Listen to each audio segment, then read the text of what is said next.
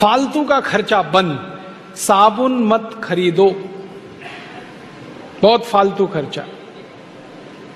एक साबुन 15 रुपए का 100 ग्राम आता है, 150 रुपए किलो। आप बोलोगे नहाएं कैसे? फोकट में नहाओ ना, बिना साबुन के। बिना साबुन के कैसे नहाते मालूम है? घर में तौलिया है, तौलिया, उसको पानी में भिगो लो, निचोड़ो और खूब कस के रगड़ो और पानी से नहा लो, कोई खर्चा नहीं। फिर आप कहेंगे पसीने की बदबू आती है, उसके लिए दूसरा रास्ता बताता हूं। नींबू का छिलका है ना, जिसका रस निकाल दिया, उसको उल्टा करके खूब रगड़ो शरीर में, पानी से नहा लो, एकदम खुशबू आती है। और नहाने का एक तरीका बताता हूं।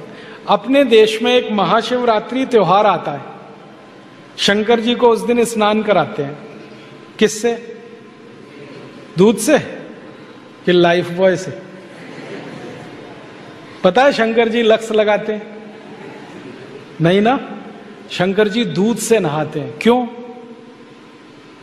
सोचा कभी क्यों? मैंने सोचा ये शंकर जी दूध से क्यों नहाते हैं?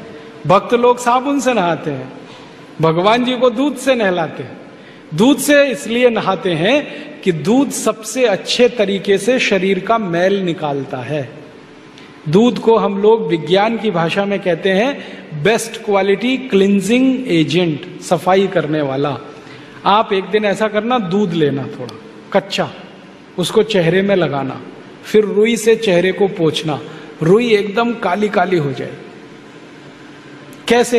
आपने दूध लगाया, गंदगी सब बाहर आ गई, रुई से पोंछा, रुई पे आ गई। माने गंदगी निकालने का काम दूध करता है। तो शरीर में भी दूध लगाएं, गंदगी निकल जाएगी। समझ में आया? अपने भारत में किसी बुजुर्ग के पांव छुओ तो क्या कहते हैं? दूधो नहाओ। कभी किसी ने यह कहा लक्स लगाओ पूतों फलो? कहा किसी ने? नहीं, सब लोग कहते हैं दूधो नहाओ। तो मान तो लो उनकी बात, दूध से नहाओ। आप बोलेंगे बड़ा खर्चा होगा, साबुन से कम खर्चा होता है दूध से नहाने में। मैं बहुत बार नहा के देखा, 2-3 चम्मच दूध लगता है, उसको शरीर में मालिश कर लो तेल की तरह से, फिर पानी से नहा लो, गंदगी सब निकल जाती है। और दूध से नहाओ ना तो त्वचा एकदम मुलायम रहती है, सॉफ्ट रहती है। और जिनकी त्वचा मुलायम है, नरम है, उनको कभी फेयर एंड लवली नहीं लगानी पड़ती, तो उसका भी खर्चा बचेगा। ठीक है? नहाओगे दूध से। अब दूध से नहाएंगे तो दूध की बिक्री बढ़ेगी कि घटेगी?